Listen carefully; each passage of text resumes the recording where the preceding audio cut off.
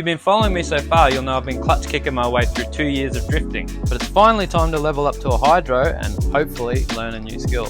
Now there's two main types of hydro setups. There's a dual caliper setup and the inline setup. So I'm just doing an inline setup on the Beamer, so it should be super easy, straightforward setup. Being that it's low budget and low horsepower, that should be fine for me. This is the actual hydro itself. I've actually had this sitting around for 2 years because this was originally what I was going to put in when I first did the build, but then I decided to hold off so I could learn without one. The brand is Ebrake King. It doesn't have a Willwood cylinder or anything, but yeah, it should do the job. 0.625 cylinder. I've also just got a flat metal bracket in an L shape, 3mm thick. It's just for like mounting deck posts and stuff. That's just from the hardware. That's nothing special really. Now for plumbing it up, I've got 2 T sections, all with 3/8 fittings, another 3/8 fitting, a 7/16 fitting, some P-clamps, 3/16 metal brake line, some riv nuts, some rubber grommets.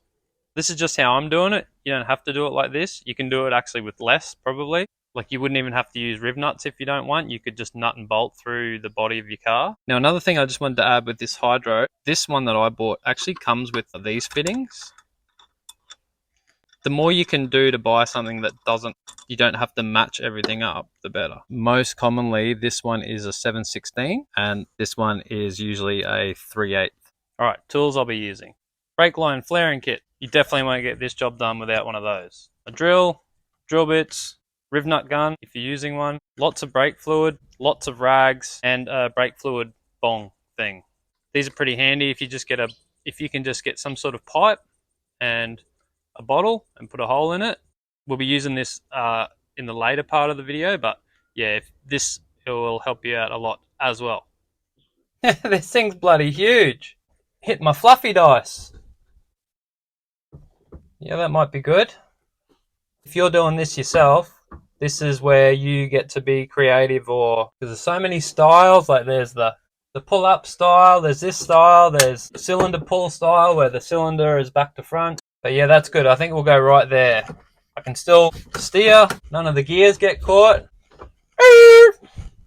So theoretically, you could, if you had the room, you can just bolt the hydro straight to the transmission tunnel like that. There's one corner hanging off over here, but most of it fits on. Problem is, it might be okay in the short term, but a few sessions pulling on this, always yanking on the 4 bolts that just go through the thin transmission tunnel, it's probably going to either flex, bend, or crack eventually, and then that'll be the end of your drift day. So that's why I just got this. Then I can bolt this to here.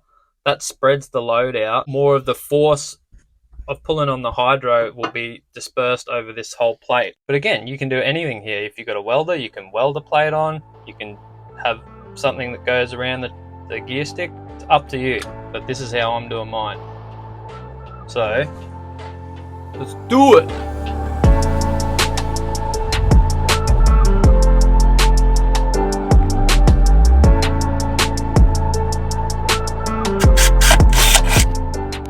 Hopefully this works. It's a bit of a mess, that one.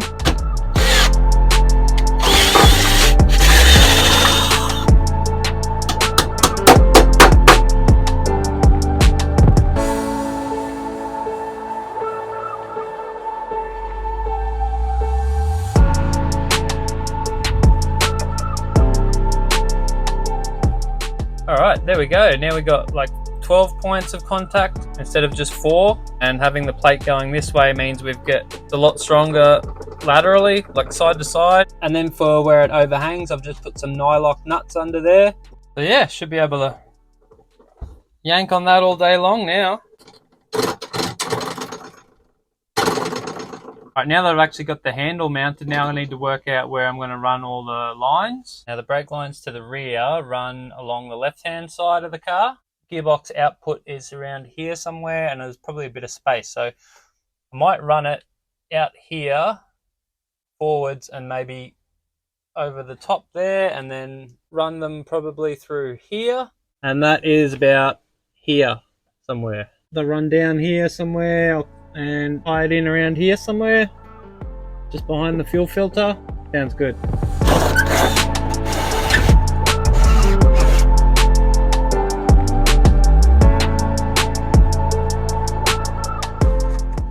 going to plumb up the lines from the hydro to under the car first, just so I leave the cutting the brake lines underneath to last.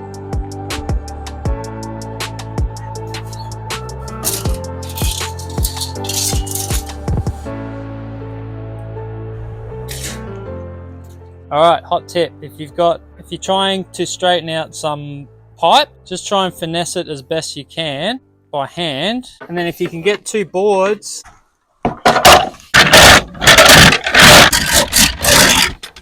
straighten out most of your kinks. Alright, so what I'm going to do to make sure the pipes fit properly is I've got some fencing wire, and I'm just going to try and make some dummy like brake lines out of this, and then hopefully I can use this as a template to make the actual pipes. Don't know if this will work. This could be an epic fail. Let's see. Alright, so we sort of want it something like this, and back around, just a nice curve around there. Obviously I made this way too long. Look down here, and then curve back, something like that. And we'll have these lines, one do a U-turn into that, one into that, and the other one. Similar story, can go this way, around the shifter. See how that goes.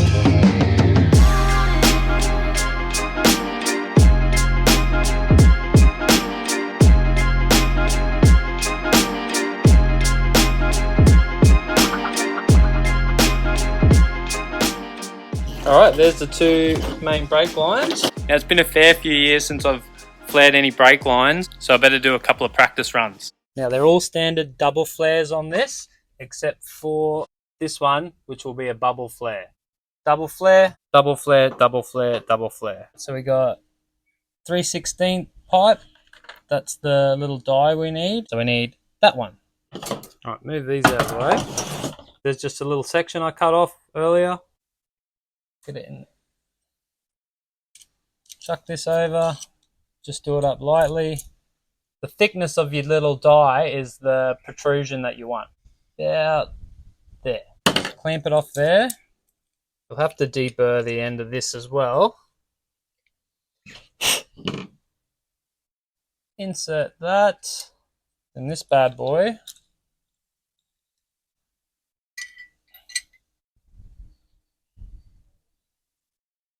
Then go to town. Once it's bottomed out, you don't have to keep cranking it. That should be fine. And that gives you bubble flare. Now that's not a proper 100% bubble flare, but that I'm hoping will do. But to turn that into a double flare, then all you need to do, this again, I forget what that's called. Then turn it till it gets firm, don't crank the shite out of it. There you go. Even that, I probably looks like I over tightened a little bit. That's why I do a few practice runs. Just keep practicing until you get it fairly even and straight. There we go. That's the setup.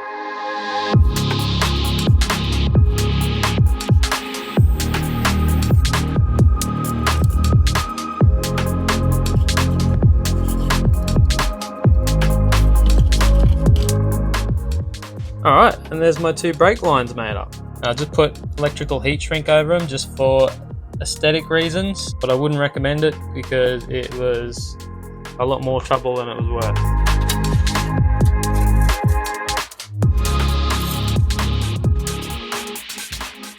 Alright, now it's the scary part where I get to cut my perfectly good brake lines in half. So here's the lines from the hydro. So the rear port is the inlet and the front port is the outlet. Hence why I had to make them cross over, because this, what was the rear is the inlet. So that's got to come from the master, and then the outlet will go to the rear. So I'll take all the brake lines out of the holders. Chuck these on because I definitely don't want brake fluid in my eyes.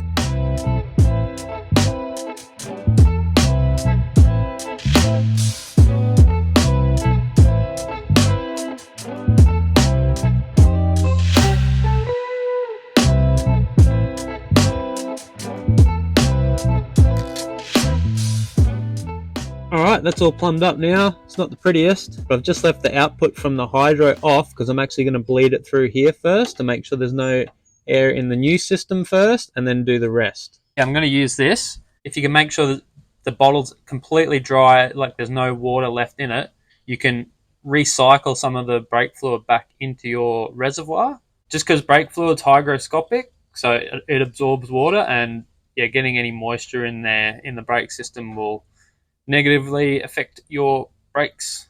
Hooked up my little bit of hose to the outlet, straight into the bottle, and now I'll pump it through. Now I don't want to pump my brake pedal all the way to the floor because that can sometimes make the whole thing just crap out completely. Just little bits at a time.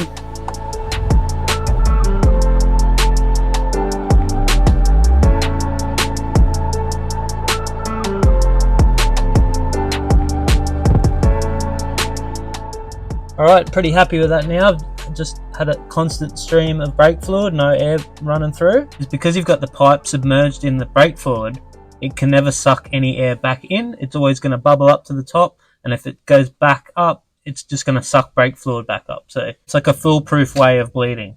Alright, I've reconnected the line from out of the hydro to the back brakes again now. So now I'll just bleed it, do the same thing at the rear brakes. Of course, BMW wants to use random sizes. 9mm.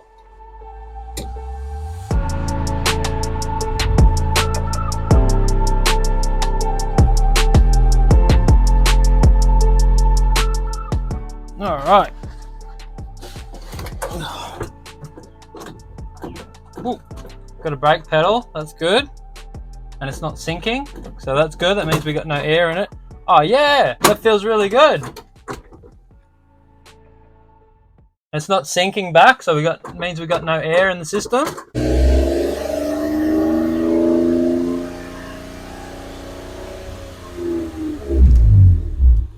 Don't know how I'm going to test this without annoying my neighbours. What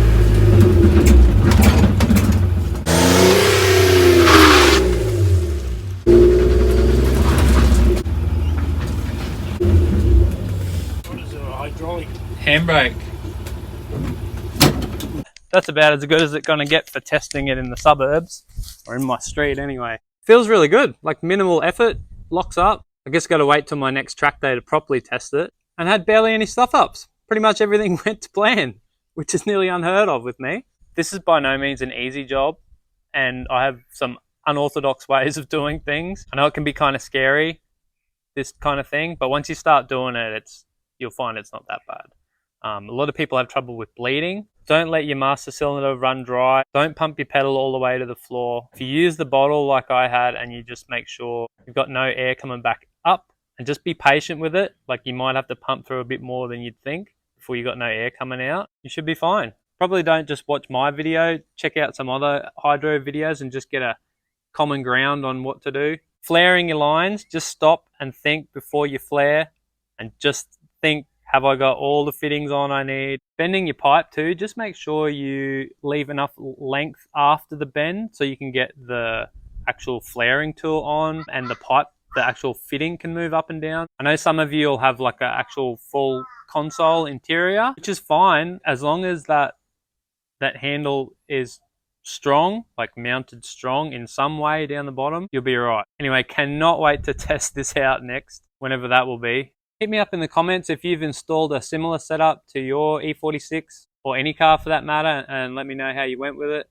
Or if there's something you think I could have or should have done better. Still hope you're enjoying these videos. Stay safe, everyone, and I'll see you in the next one.